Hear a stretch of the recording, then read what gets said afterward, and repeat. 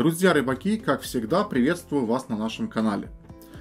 Помните, относительно недавно я снимал видеообзор нашей новой портативной зарядной станции EcoFlow River Pro. Скажу вам, что этот девайс очень многим понравился, многих заинтересовал, но также начали спрашивать о более мощных профессиональных зарядных станциях серии Delta. Я, конечно, мог сказать, зайдите сами на сайт, посмотрите картинки и прочитайте характеристики, но одно дело прочитать, а другое дело увидеть. Поэтому я обратился к официальным дилерам EcoFlow и рискнул попросить такую станцию на обзор, чтобы показать вам. Скажу вам, повезло вдвойне. Мало того, что мне не отказали, так еще как раз в этот период у них ожидалась поставка абсолютно новой совершенной станции, не имеющей аналогов в мире. В итоге пришлось немного подождать, пока станция приедет к нам в страну. И теперь я могу вам показать не просто Дельту, о которой вы спрашивали, а новую Дельту 2. Интересно то, что на момент съемки этого видео ее даже не было в продаже. И вообще я один из первых в Украине, кто смог к ней прикоснуться. Ну а вы одни из первых, кто сможет увидеть эту станцию. Итак, перед вами абсолютно новая, современная, инновационная зарядная станция EcoFlow Delta 2.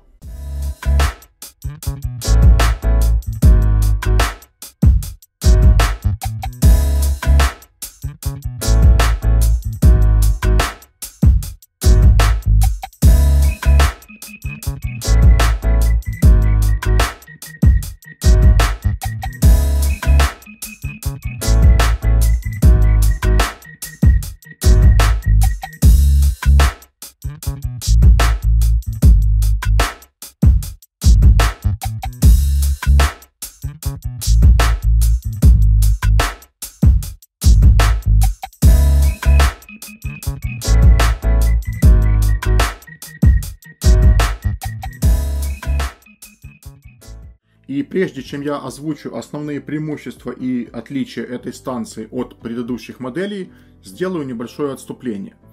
Все мы знаем по своим смартфонам или каким-нибудь другим портативным гаджетам, что какой бы ни был супер-мега модный аккумулятор, спустя какое-то время он теряет свою емкость, и тот или иной девайс начинает меньше работать от своего аккумулятора. Так вот, самое основное отличие и преимущество этой станции от всех предыдущих моделей в том, что эта станция собрана на базе литий-железофосфатных аккумуляторов. Что это означает? Это означает то, что если эту станцию использовать в ежедневном режиме в течение 10 лет, то аккумулятор этой станции потеряет свою емкость всего на 20%. Но учитывая, что беспрерывно 10 лет вряд ли кто-то будет ее использовать, то этот срок продлевается еще на многие-многие годы. И также это первая станция из серии Delta, которой теперь можно управлять удаленно с помощью любого смартфона через фирменное приложение EcoFlow.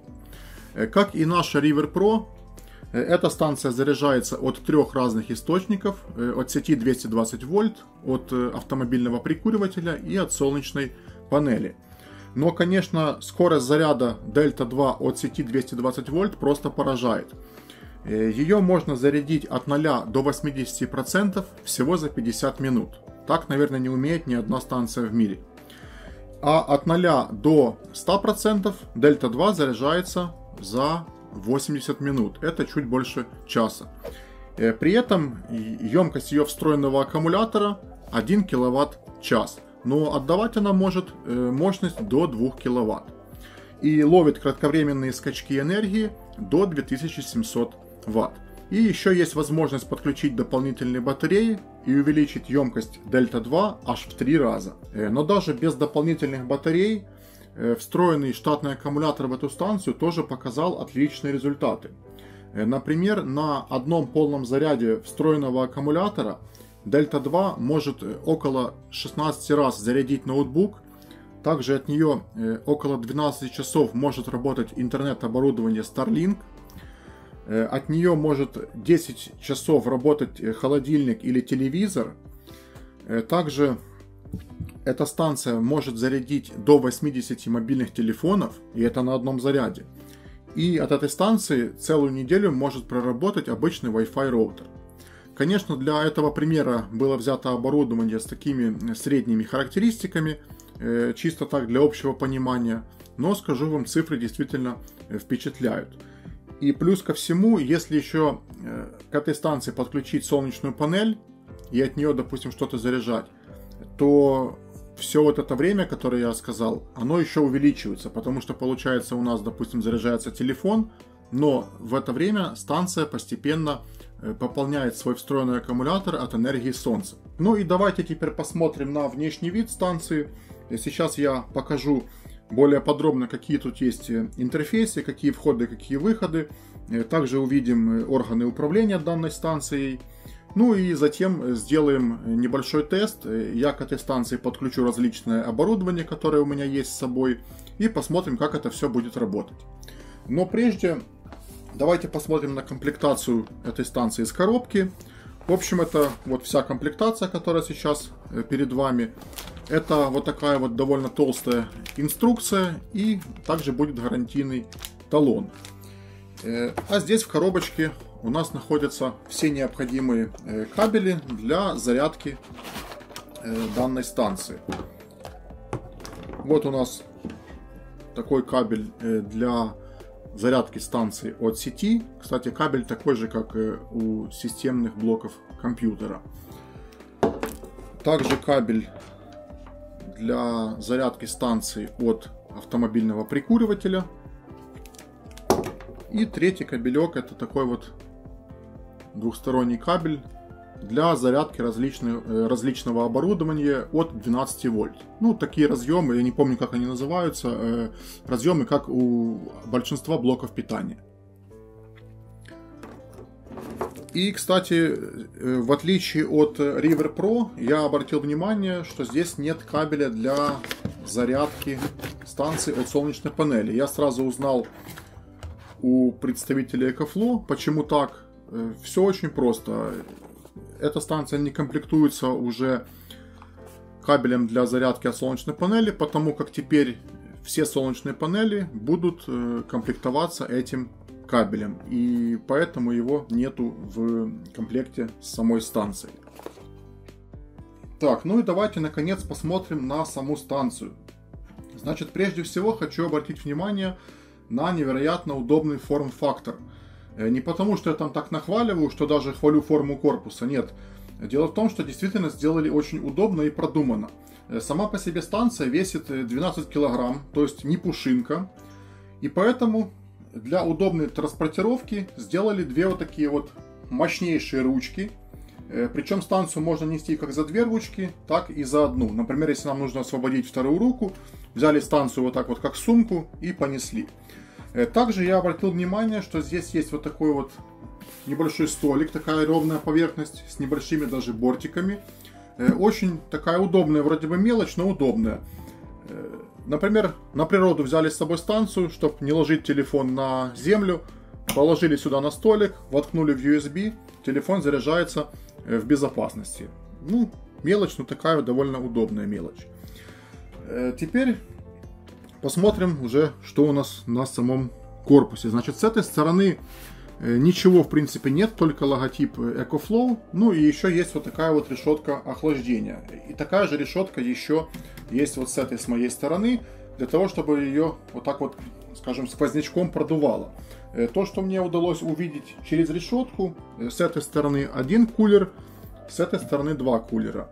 Они не работают всегда, они включаются только тогда, когда в станции набирается определенная температура. То есть мы что-то заряжаем, начинают там какие-то элементы нагреваться, и включаются кулеры автоматически, ее начинают охлаждать. Охладили и опять выключились.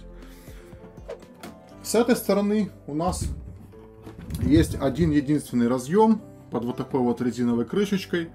Это разъем для подключения к этой станции дополнительных батарей.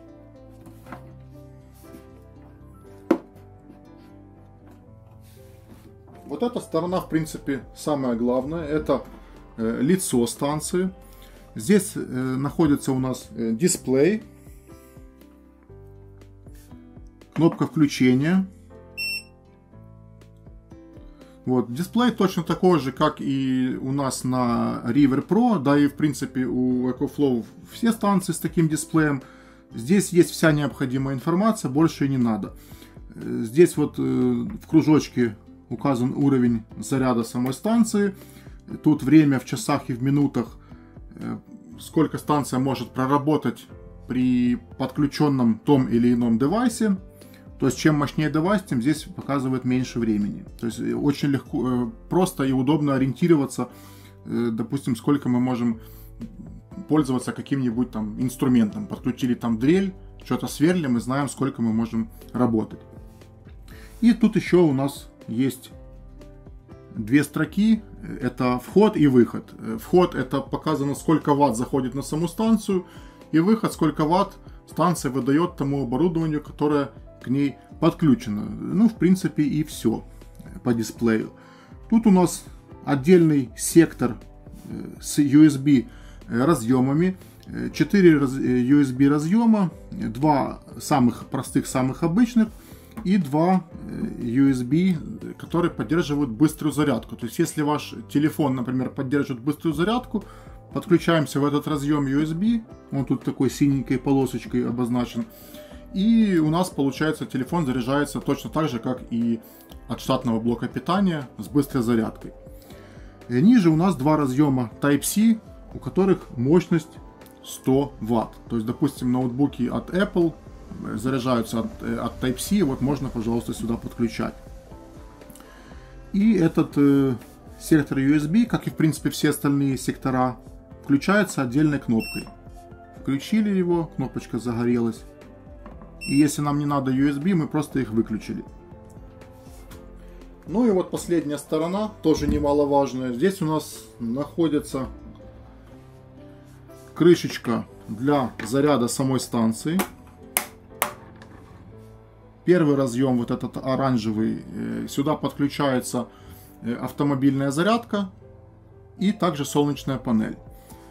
Вот этот вот второй разъем, это разъем для подключения станции к сети 220 вольт. Ну и вот это вот, я так понимаю, предохранитель. Ниже у нас находится аж целых 4 розетки на 220 вольт. То есть мы можем одновременно подключить 4 каких-нибудь оборудования, которые работают от 220. И, кстати, этот сектор тоже отдельной кнопочкой включается. Надо долго подержать. Вот, и включили розетки. Если они нам не надо, нажали, выключили. Это, кстати, для безопасности, чтобы случайно там не влезть, например. И в самом низу у нас находится 12-вольтовый сектор. Он тоже включается и выключается отдельной кнопочкой. Здесь находятся выходы на 12 вольт.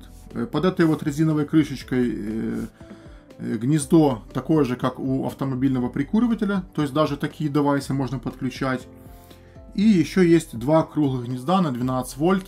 Ну вот я ранее показывал комплектацию. Там был такой кабель с двух сторон одинаковый. Я еще сказал, как у большинства блоков питания. Вот сюда можно подключать различные там роутеры, мониторы. Ну, в принципе, все, что работает на 12 вольт, можно включать вот в эти 2 разъема.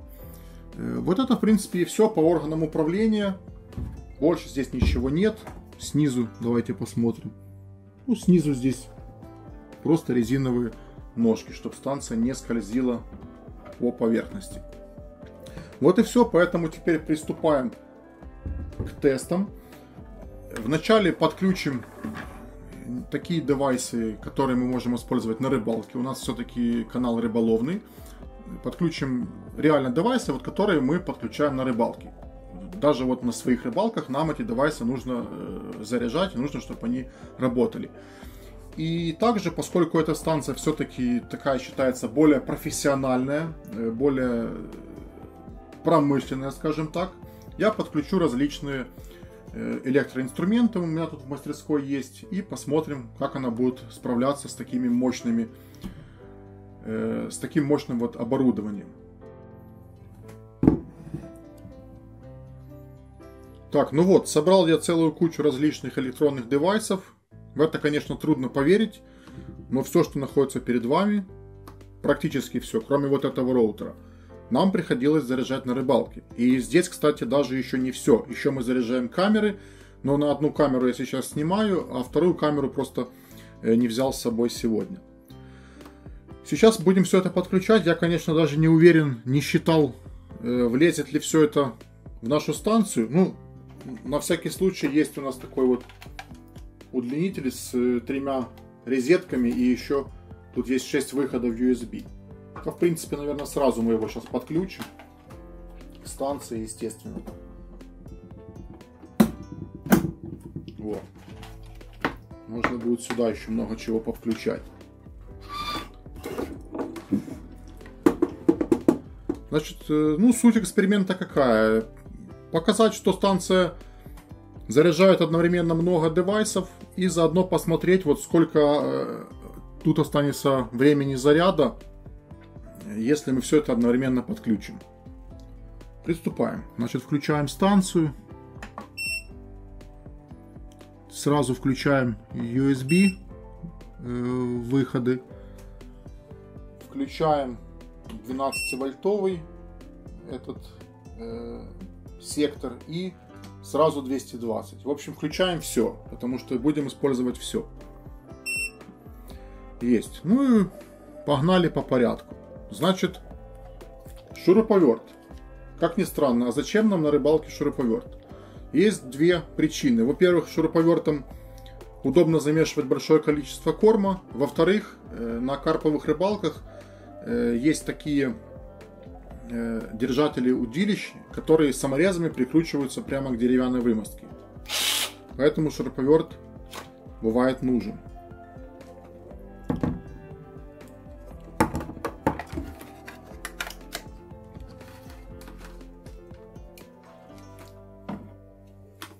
Его напрямую к станции подключим.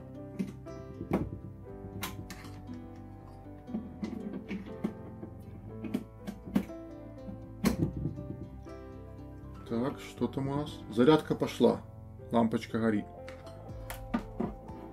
Теперь подключаем наш любимый фонарь. Я его показывал в тестах River Pro, но он действительно очень мощный и стоит внимания. Как для теста, то, что надо. Включаем его в обычное USB.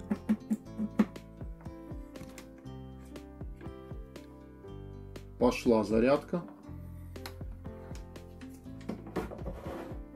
Теперь давайте сразу подключим мобильный телефон. Этот телефон поддерживает быструю зарядку, поэтому в быструю зарядку его.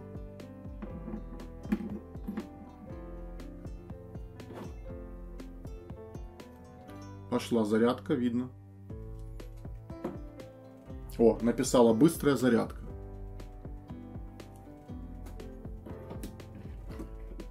Следующее, что у нас пойдет. Вот, кстати, есть у нас такая подводная камера. Редко ее используем, но иногда все-таки берем.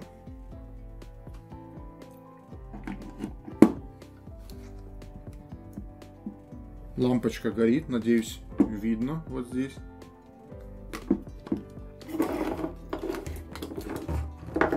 Затем датчик эхолота. Это датчик от беспроводного эхолота.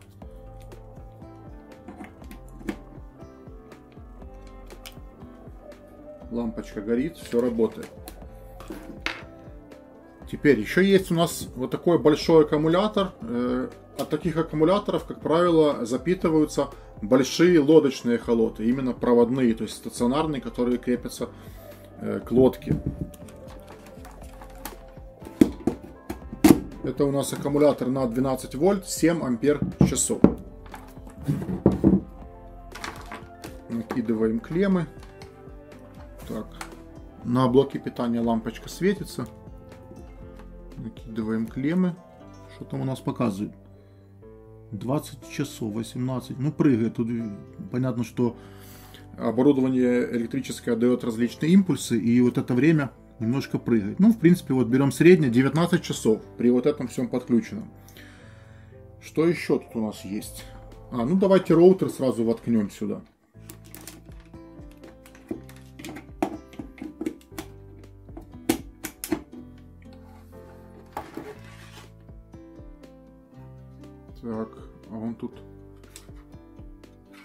как вообще включается. О! Загорелись лампочки. Тоже пусть будет для эксперимента. Еще у меня есть вот такое вот модное зарядное устройство IMAX B6 Mini. Ну, многие о нем знают. Самое популярное устройство для зарядки различных моделей, радиоуправляемых особенно. Аккумулятор от закормочного кораблика. Подключаем его.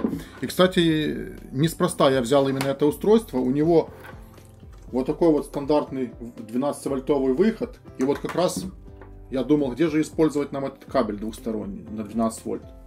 Комплектный кабель. И вот сейчас как раз мы его подключим к этому устройству. Так. И сюда в 12-вольтовый вход. Вот у нас оно загорелось. Сейчас я подключу аккумулятор к нему. Запустим зарядку. Причем запустим не просто зарядку, а зарядку с балансировкой.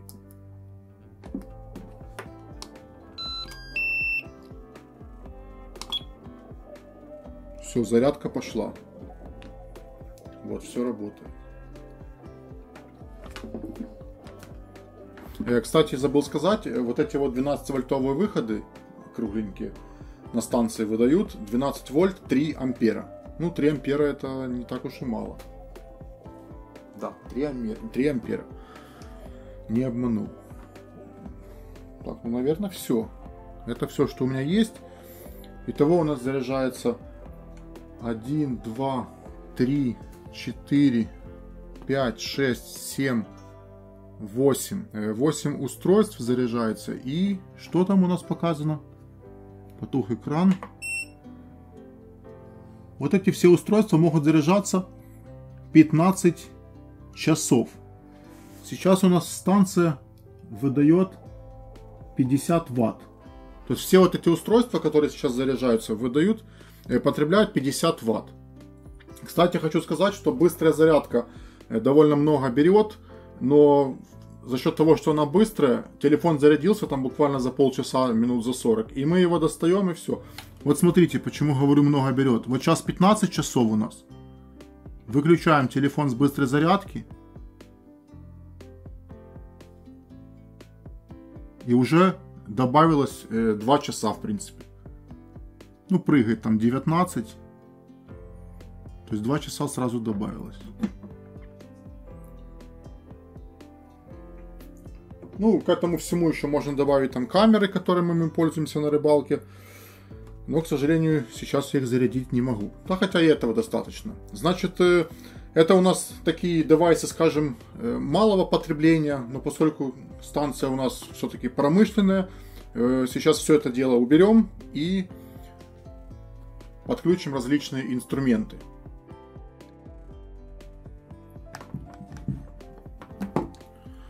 Ну что ж, друзья, вот я нашел немного инструмента, который у меня здесь был. И представим, что мы, например, какая-нибудь строительная бригада, находимся на выезде посреди чистого поля, и нам нужно что-то построить или отремонтировать. И, естественно, электроэнергии у нас с собой нет. Но вначале давайте возьмем вот такой вот замечательный бытовой прибор, электрочайник. Почему именно электрочайник? Потому как электрочайник считается одним из самых высокопотребляемых электроприборов. Вот в данном случае этот чайник потребляет 1800 ватт. Ну, не знаю, видно, не видно, но тут написано 1800 ватт. Во-первых, мы посмотрим, сможет ли станция потянуть такую мощность. Ну и плюс я заодно докажу то, что я говорил ранее, что эта станция мощностью в 1 киловатт, но может работать до 2 киловатт.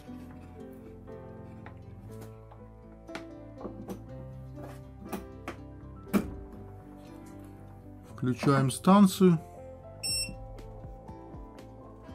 Так, вот она у нас заряжена на 100%. Сейчас пишет, что она может в таком режиме работать 98 часов без нагрузки. Включаем розетки 220.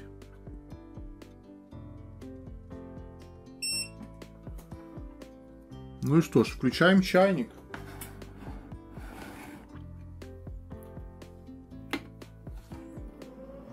Моментально заработали вентиляторы. Нагрузка очень большая.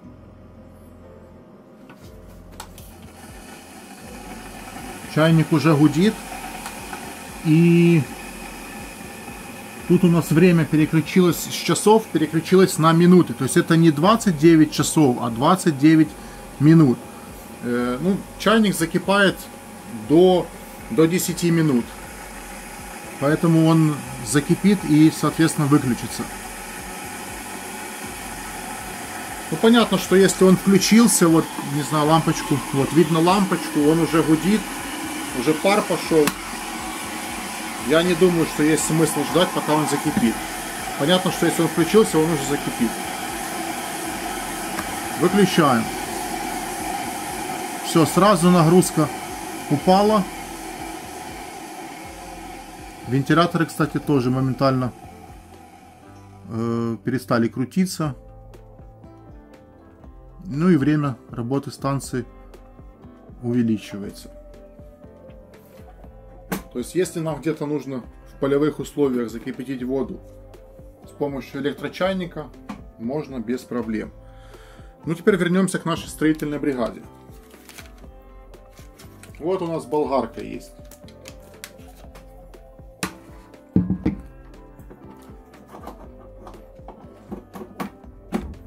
Подключаем. И смотрим, что у нас там на экране.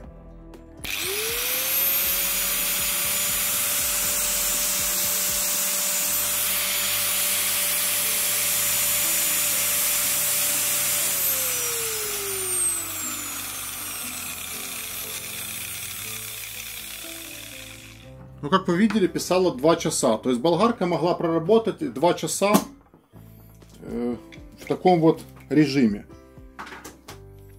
Теперь электродрель. Ну, дрель, по идее, должна быть послабее болгарки.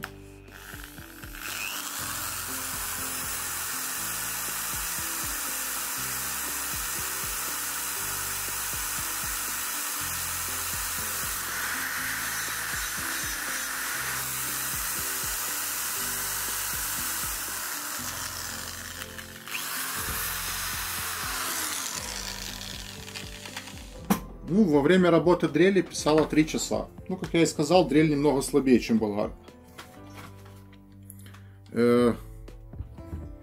Фрезер. Кстати, мощный фрезер. Фрезер по дереву 1100 Вт.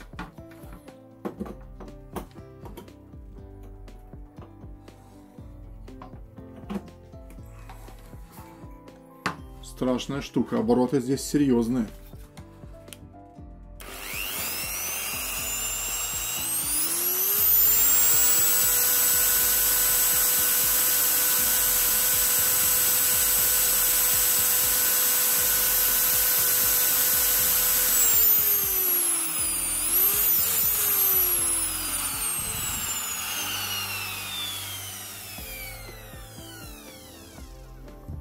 Ну, тоже 2 часа показывало. Прибор достаточно мощный, высокооборотистый. Ну и лобзик еще глянем.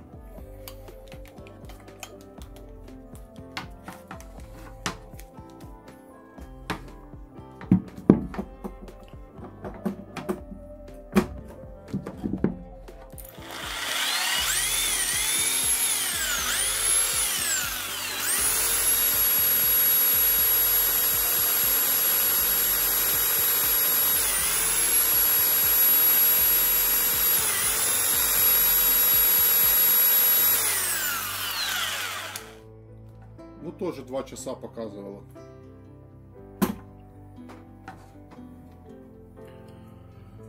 Ну, как вы увидели, весь наш инструмент работает. И можно даже построить какой-то небольшой деревянный домик. Ну что ж, скажу вам, что эта станция действительно считается более профессиональной, чем серия River. Это мы увидели по показателям, видим, что довольно большую мощность она выдерживает и довольно продолжительное время. При этом данную станцию можно использовать не только там на каких-то выездных строительных работах, можно также поддерживать какой-нибудь малый бизнес, например, там кофейня или кабинет стоматологии, например. Свет погас, станцию взяли, подключили прямо в помещении, в отличие от дизельного генератора, в помещении ее использовать можно. Кстати, в прошлом видео спрашивали и писали в комментариях, а почему же ты не сказал о каких-то минусах, только плюсы, хвалишь и хвалишь. А какие минусы? Вот честно, перед этим видео специально думал, сидел, пытался найти какие-то минусы. Уже даже хотел что-то выдумать, но не знаю, ну нету. Сказать, что вес большой, ну хотя 12 килограмм для станции такой мощности это немного, и тем более любой аккумулятор ну, не может сам по себе весить легко, а аккумулятор здесь довольно мощный. Вот, поэтому это нельзя отнести к каким-то минусам, тем более, что если опять же сравнить с дизельным генератором, потому как дизельный генератор это единственная альтернатива такой станции. Если сравнить с дизельным генератором, так он гораздо и больше, и тяжелее, поэтому вес это сомнительный минус.